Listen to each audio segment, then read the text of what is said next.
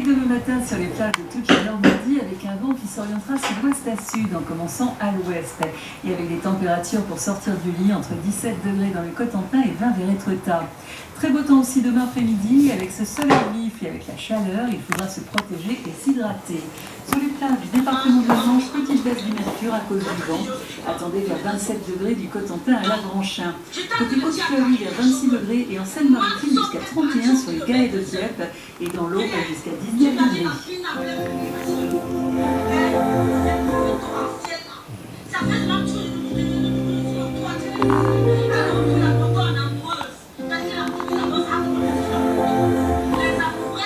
Demain, l'indice de la qualité de l'air devrait être dégradé sur la majorité de la Normandie, et mauvais sur l'est de la région. La formation d'ozone par réaction chimique à partir des polluants présents dans l'atmosphère sera favorisée par le fort ensoleillement et par la hausse des températures et les vents faibles et modérés provenant d'un balayage des régions alentours disperseront difficilement les polluants.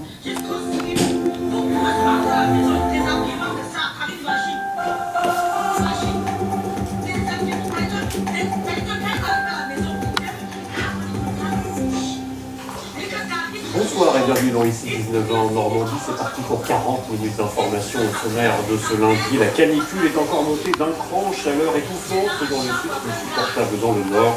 Au Havre, beaucoup ont choisi de se réfugier à la plage. Le coup d'envoi des salariés d'Aspen à Notre-Dame de Bondy de son stock vont être supprimés sur le site d'ici 2026. Vient de laisser présager une canicule alors même que des embauches ont eu récemment. Elle aurait pu accueillir un projet immobilier, une ancienne friche agricole finalement, reconvertie en espace de jeu aux grandes ventes, un choix politique fort face au réchauffement climatique. Et puis, elle doit traverser la Manche l'an prochain pour être prêtée aux Britanniques. En attendant ce départ, c'est la ruée pour améliorer la terre. Ah non, ne fais pas bouger. Expo avec Guillaume Le Conquérant, nous avons notre magazine. Non, la mouche. Bonsoir à toutes et à tous, soyez les bienvenus dans votre émission Pas la ville, loin de notre thème. Ce que nous souhaitons vraiment au niveau de la municipalité, c'est de faire de cette gare un lieu de rencontre, un lieu convivial, et l'avenir pour Elle va manger ou pas? la municipalité du Barin. Oui, elle va se manger le 7e à se lever. Je sais que demain, elle va pour la loi. Pourquoi? Les initiatives sont les bienvenues alors que le sol de canton de Lyon, le Bélisard, Hein? Pourquoi? Pourquoi? en façade de train qui n'abrite plus de voyageurs depuis belle lurette. À Bar, le train s'arrête toujours, mais les guichets sont automatiques et en extérieur. La gare attend donc son heure pour reprendre lui. Et la municipalité... Ah, j'ai dit qu'il y avait il y avait, comment on appelle ça? réfléchit à son bon usage. J'ai dit qu'il y avait quoi? L'avocat? C'est de faire de cette gare un lieu convivial, un lieu où on peut échanger et qui soit vraiment mis aussi bien pour des personnes âgées et puis aussi pour la jeunesse qui va aussi à des endroits où se retrouve. Pourquoi pas leur offrir aussi un lieu ici à la gare qui est vraiment un lieu central. Un lieu pour la population donc, qui est stratégique car situé juste en face d'un tout nouveau pôle santé très dynamique. Les élus ont donc des idées. C'est naturellement la petite restauration, une boulangerie, un salon de thé ou un café par rapport à une activité du pôle santé pour les habitants, un siège pour deux associations, un lieu culturel ou d'exposition. En parlant d'association, il en est une qui occupe les lieux depuis plus de 30 ans. Dans l'ancien buffet de la gare, on joue au billard français, un club à médaille autant qu'un foyer social.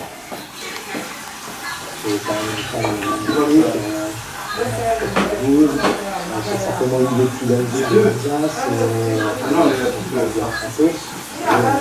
là, lui, il écrit. Là, nous, on va partir, on va partir, avec l'espoir de faire des loges, et sinon, nous, de trouver ça. Tout est acquis, les presque en gare de Bar, d'autant que le bâtiment des marchandises sera lui aussi prochainement destiné à la vente. Il y a comme urgence à définir un projet concret à quelques mois de municipal. L'eau, c'est indispensable. On ne peut pas s'en passer. L'eau, une denrée précieuse dont le prix risque de bondir dans l'est de l'Ariège. Une augmentation jusqu'à 60% pourrait concerner près de 4600 abonnés du secteur. Une fois inédite que en l'absence d'accord de 2023 entre les deux syndicats nationaux. Pour les habitants et les professionnels, c'est la goutte de plus. Laver sa salade, un geste anodin, et bientôt un luxe pour cette retraitée. Le prix de l'eau pourrait bondir de 60%. Moi je ne sais pas d'aquarium, À 3,70 € le mètre cube. soit je change de meuble, soit je vire l'aquarium, Pour se laver, pour aller aux ou toilettes. soit je change de meuble. Ce choc tarifaire concernerait 4 580 personnes réparties sur 7 communes. Non mais là quand ça va tomber, Privés comme professionnels. Ce commerçant a repris ce pressing oui, ça va récemment. tomber. Lui aussi accuse la nouvelle. Moi, je suis à peu près à 300 mètres cubes à l'année. Donc, on va faire une alimentation de 500 €, je pense, à l'année. Facile. Voilà, on va pouvoir encore faire un peu plus attention. La gestion de l'eau potable dans cette zone est assurée par 2 syndicats. Le SAEPO, qui distribue l'eau à partir de ses sources, et le SNDEA, qui la produit. Mais depuis 2023, l'absence de convention entre les deux a entraîné une flambée des tarifs. Les tarifs de la SNDA, et de nos retraites, la coupe d'école. Pourquoi t'as mis l'eau chaude là dans mes pâtes? Bah oui. Donc, à partir de là, nous, on ne peut pas vivre dehors.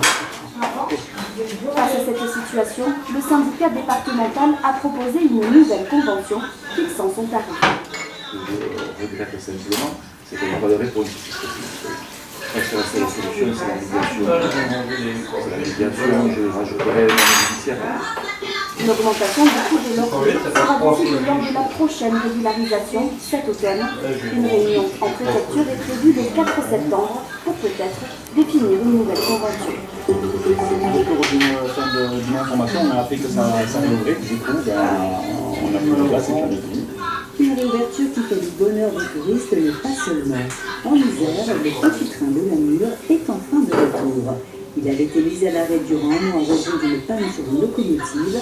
Un coup dur pour les professionnels du tourisme en pleine saison estivale. Le mois de juillet accueille en moyenne 10 000 voyageurs. Ce grondement, Clément l'a entendu pendant plus d'un mois. Ok, chef de ligne à conducteur, le train GP 03 est autorisé à circuler de la gare de Grand-Bâton jusqu'à la gare de Namur. Conducteur depuis plus d'un an, il est le premier à faire fonctionner de nouveau cette machine centenaire. On avait hâte de redémarrer. On a enchaîné beaucoup de difficultés, mais on a réussi à s'en sortir. Et pour l'instant, je suis content de la machine, donc ça devrait aller. Premier jour de réouverture et les deux trains de la journée affichent déjà compris. Une reprise très attendue par les touristes venus par centaines, ravis de pouvoir enfin en profiter. On a regardé sur internet au mois de juin, on voulait venir et on a patienté jusqu'à aujourd'hui en sachant que c'était la réouverture. Donc on est super contents. Au détour d'une information, on a appris que ça réouvrait. Du coup, on a pris nos places et puis on est venu pour profiter de ce voyage en famille. Arrêt obligatoire des visiteurs, le balcon panoramique. Manon, gérante du restaurant, se réjouit de la reprise du service. Nous, on a été les premiers à être au chômage partiel. Parce que quand il n'y a pas de train qui circule, donc on n'a pas de clients, l'accès au restaurant est seulement pour les clients de petits trains. Donc on a été les premiers. Donc ça a été une longue attente pour nous, autant émotionnellement que financièrement. 9 mécaniciens se sont affairés à la réparation de la locomotive, unique en son genre.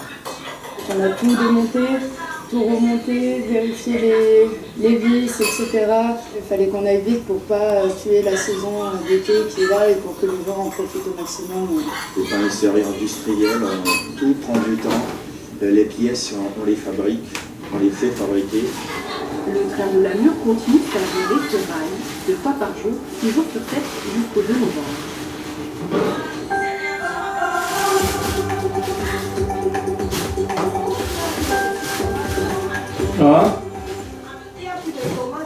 Bonsoir et bienvenue si vous nous rejoignez, c'est ici 19h en Normandie. Voici les titres de votre journal. Le coup de massue pour les salariés d'Aspen à Notre-Dame-de-Bondeville. 200 postes vont être supprimés sur le site d'ici 2026. Rien ne laissait présager une telle issue, alors même que des embauches ont eu lieu récemment. Elle aurait pu accueillir un projet immobilier, une ancienne friche agricole finalement reconvertie en espace de jeu aux grandes ventes. Un choix politique fort face au réchauffement climatique. Dans notre série de l'été, nous reviendrons à l'époque de la chasse à la baleine. C'est génial ce qui se passe. Et la vie du port du Havre devenu le premier port baleinier de France au milieu du 19e siècle. Et puis dans l'actualité nationale, François Bayrou vient d'envoyer un courrier aux partenaires sociaux. Le Premier ministre leur donne jusqu'au 1er septembre pour dire s'ils sont prêts à négocier la suppression de 2 jours fériés. Mais pour commencer, l'épisode de canicule est encore monté d'un cran, principalement dans le sud-ouest où le mercure a atteint aujourd'hui les 42 degrés. Ce n'est pas fini. 14 départements seront en vigilance rouge demain, 64 en vigilance orange. Aujourd'hui, seule la partie nord de la France a été épargnée par cette chaleur écrasante. Les températures ont tout de même dépassé les 30 degrés comme au Havre, où le bord de mer était forcément très prisé. Marie Lebrun avec Eric Poël. Quand le thermomètre affiche 33 degrés, les vacanciers sont bien mieux dans le lit sur la serviette. La Manche, elle ne monte qu'à 18 degrés, mais aucun problème, ça rafraîchit. J'ai connu plus froide les meubles. Dans le sur la serviette, après on remonte, et dès qu'on a trop chaud, on descend. Les premiers à s'en donner à cœur joie, ce sont les enfants. La plage constitue leur terrain de jeu préféré en vacances. Et ils pourraient vivre cette même journée, tout l'été. Cette semaine fait très beau. Et aujourd'hui, on a bien profité. Et ce que j'espère, on fera bien ça la prochaine fois. On a pique-niqué, on a nagé, on profite du soleil. Les galets du Havre affichent complet cet après-midi pendant que le mercure est à son maximum. Alors il ne faut pas oublier l'élément essentiel pour être bien protégé, la crème solaire. Juste sur la plage, à bronzer, c'est ok. Protégé quand même, dans le doute. Toujours, ça peut arriver fort. On ne va pas se réveiller le lendemain avec un corps fraîche dans mon lit. Quelques heures plus tôt, l'ambiance était tout autre. La plage appartenait aux premiers baigneurs et à ceux qui préfèrent le calme du matin. C'est la tranquillité qui nous quitte. Le quart d'heure que je suis là, je nage une vingtaine de minutes. Formidable. La mer d'huile permettait même une balade en paddle pour Maël et son grand-père. C'est marée haute l'après-midi en ce moment avec un vent un peu plus fort. Donc on en profite le matin pour faire du paddle. Demain encore, l'été sera chaud, les températures approcheront les 30 degrés dans l'après-midi. Alors à tout prix, petits et grands chercheront la fraîcheur. Les salariés l'ont appris au début de l'été. Je vous le disais, à Notre-Dame de Bonneville, le géant pharmaceutique Aspen va supprimer 200 emplois sur les 856 que compte le site. L'usine qui appartient à un groupe sud-africain exporte l'essentiel de sa production à l'étranger